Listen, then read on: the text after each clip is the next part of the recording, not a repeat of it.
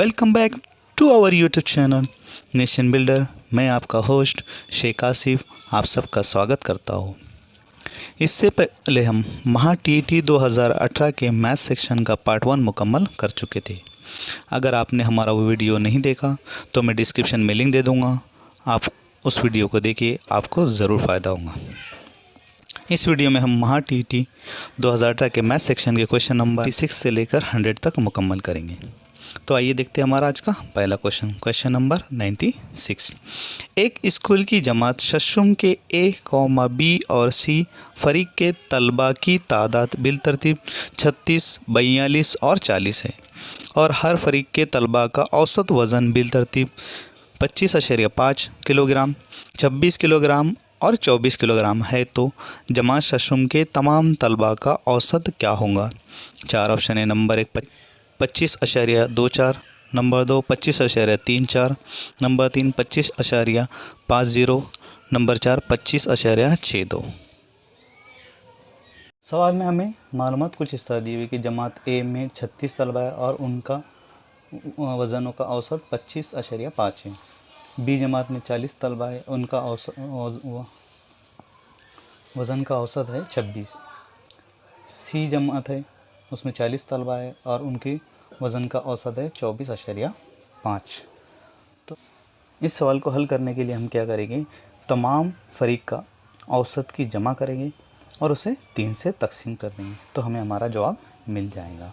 तो शशुम जमात के तलबा का औसत वज़न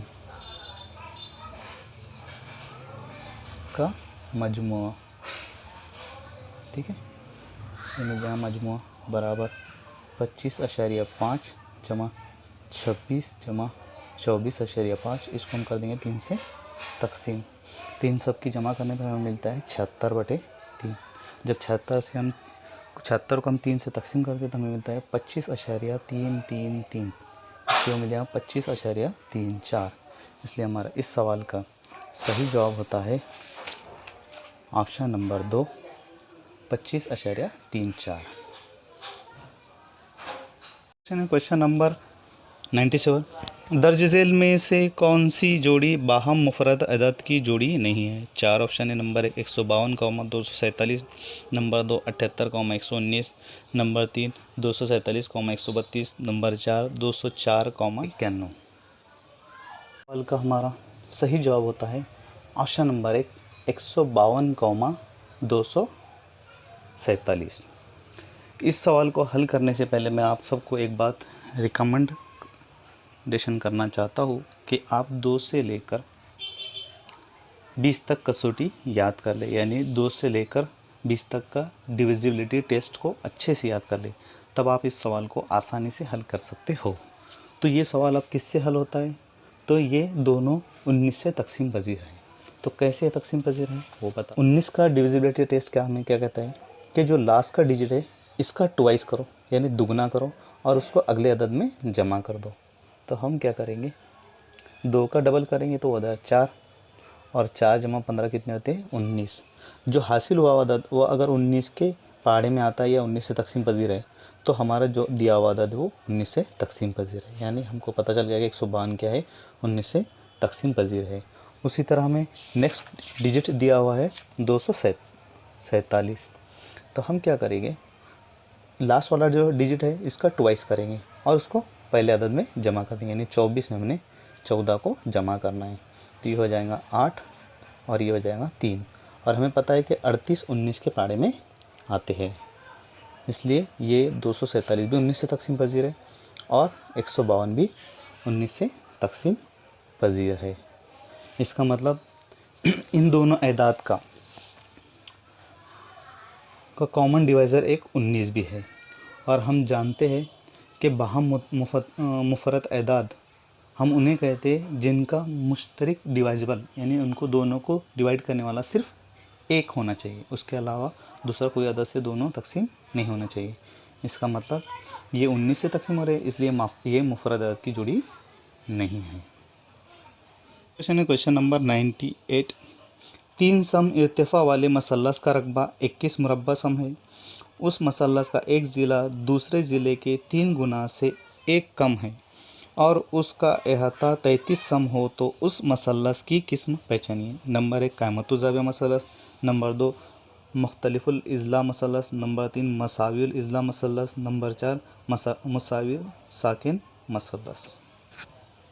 फर्स्ट कीजिए कि वो मसल्लस ए, बी और सी है और सवाल में हमें दिया हुआ है कि मसल्लस का इर्तिफा 3 सम है और मसल्लस का रकबा हमें दिया हुआ है 21 मुरब्बा सम।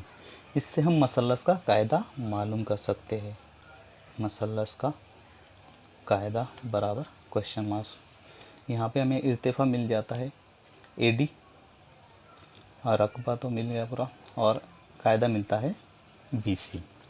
इसलिए मसल्लस के रकबे के जाते से मसल्लस का रकबा बराबर 1/2 कायदा ज़र इर्तिफा।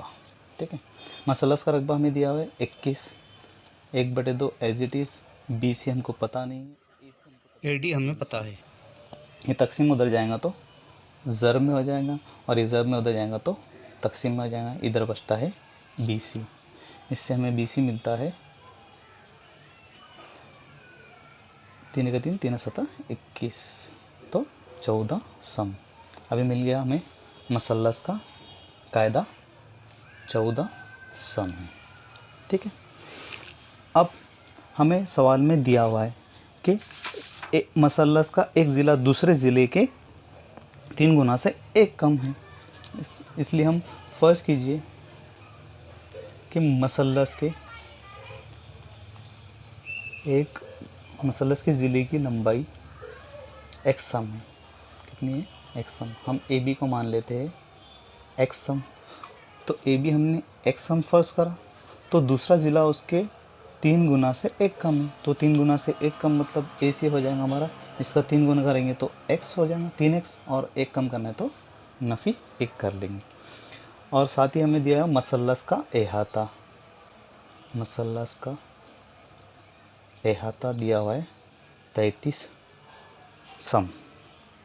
ठीक है, और मसल्लस का अहाता मतलब मसल्लस के तीनों ज़िलों की जमा। इसलिए मसल्लस का अहाता बराबर AB जमा BC जमा AC। मसल्लस का अहाता दिया हमें 33, AB हमने फर्स्ट किया x, BC हमको मालूम हुआ 14 और AC है 3 गुना करके 1 नफ़ी करना है। तो ये 33 एज इट इज़। ये 3x और ये 1x कितना हो गया 4x और ये 14 में से 1 गया तो बचे जमा के 13। जमा के 13 उधर जाएंगे तो नफ़ी के 13 हो जाएंगे। 33 माइनस 13 इधर बचते हमारे पास में 4x।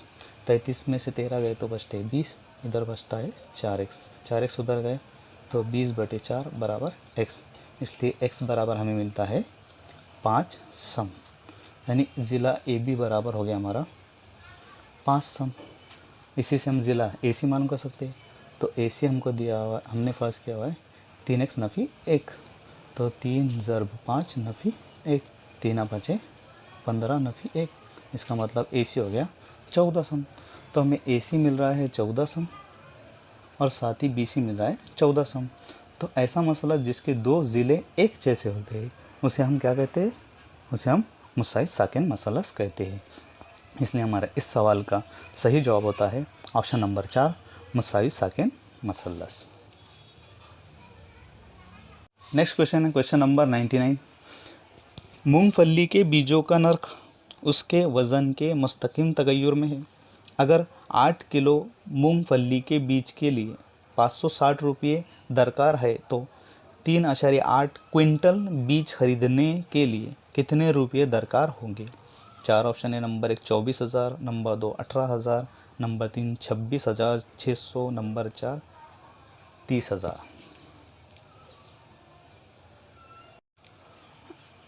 फर्स्ट कीजिए कि फली के बीजों का नर्ख x है। हमने फली के बीजों का नर्ख को x फर्स्ट करेंगे और फली के वज़न को y फर्स्ट करेंगे। और सवाल में हमें दिया है कि फली का नर्ख यानी कीमत उसके वज़न के मुस्तकिम तगय्युर में है, यानी x बढ़ेगा तो साथ में y भी बढ़ेगा। इसे डायरेक्ट प्रोपोर्शनलिटी का साइन कहते हैं। जब भी डायरेक्ट प्रोपोर्शनलिटी या मुस्तकिम तगय्युर हटता है तो एक कांस्टेंट मिलता है, x बराबर के वाई। हमने इसको के फर्ज कर लिया यहाँ पे, ठीक है। अब हमें सवाल में दिया हुआ है कि फली का नर्ख बराबर x बराबर हमें दिया हुआ है 560 और फली का वज़न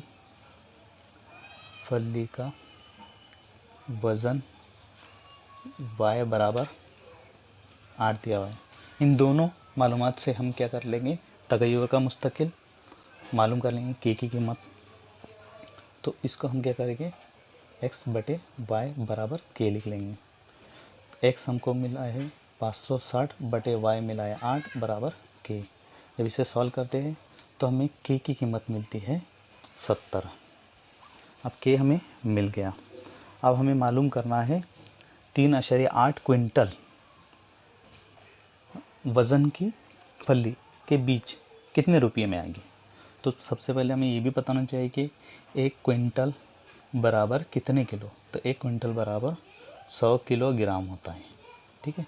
इसलिए 3.8 क्विंटल हो जाएगा हमारा 380 किलोग्राम, ठीक है। और y हमें मिल गया, y कितना हो गया 380, ठीक है। और के हमें पता है, अभी हमने मालूम किया 70। और कितने रुपये दरकार होंगे तो उसको हम x मालूम कर लेंगे। तो मसात नंबर 1 का इस्तेमाल कर लेंगे हम इस मसात का। तो x बराबर k इंटू वाई। अब k है हमारे पास में 70 ज़रब y हमारे पास में 380, इसलिए x बराबर इन दोनों का ज़रब करने पे हमें मिलता है 26,600। इसलिए हमारे इस सवाल का सही जवाब होता है ऑप्शन नंबर 3, 26,600 रुपये। यानी 3.8 क्विंटल बीज खरीदने के लिए हमें 26,600 रुपये दरकार होंगे। क्वेश्चन है क्वेश्चन नंबर 100। 600 रुपये कीमत की एक चीज़ 10% नुकसान के साथ फ़रोख्त की गई और उसी चीज़ की कीमत दोबारा 5% घटाई गई, तो उस चीज़ की कीमत क्या होगी। 4 ऑप्शन है। नंबर 1 513 रुपये, नंबर 2 616 रुपये, नंबर 3 492 रुपये, नंबर 4 563 रुपये। सवाल में हमें ख़रीद कीमत यानी कॉस्ट प्राइस दी गई है। कॉस्ट प्राइस है हमारी CP बराबर 600 रुपये। अब उस शख्स ने उस चीज़ को 10% नुकसान से फ़रोख्त की, यानी उतना उसका प्रॉफिट कम हो गया। तो हम क्या करेंगे, सबसे पहले 600 का 10% मालूम कर लेंगे। तो 600 का 10% मालूम करने के लिए 600 ज़रब 10 बटे 100, इससे हम उसका 10% निकालेंगे तो वो मिलता है हमें 60 रुपये। यानी 10% नुकसान होने के बाद उस चीज़ की कीमत हो जाएगी 600 माइनस 60 इजिकल टू वो मिलेंगे हमें 540 रुपये। अब एक उस चीज़ की कीमत होगी 540 रुपये, न्यू प्राइस। अब उस शख्स ने क्या किया, दोबारा इसी चीज़ पर डिस्काउंट दिया यानी 5%। तो हम क्या करेंगे, इसका 5% मालूम कर लेंगे। तो 5% 540 का 5% मालूम करना है तो फिर वही अमल करेंगे, इसको ज़रब देंगे तो हमें मिल जाएगा 2700 बटे 100 यानी 27 रुपये। तो वो डिस्काउंट हो गया हमारा 27 रुपये। पहला डिस्काउंट उसने दिया यानी पहला लॉस्ट आया उसको 60 रुपये का और दूसरा लॉस्ट आया 27 रुपये का। तो टोटल लॉस्ट हो गया उसका, टोटल लॉस्ट इन प्रॉफिट। तो 60 प्लस 27 ये मिल जाए हमको 87।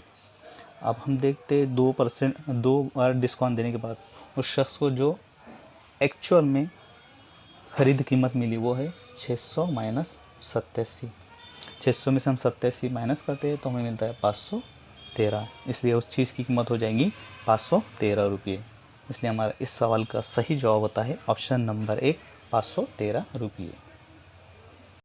इस तरह से हमने क्वेश्चन नंबर 96 से लेकर 100 तक मुकम्मल की। अगर आपको हमारा ये वीडियो पसंद आया तो please like share and subscribe my YouTube channel और साथ ही बेल आइकन को प्रेस कर दें ताकि हम आपको हमारे वीडियो का नोटिफिकेशन मिलता रहे। Thank you.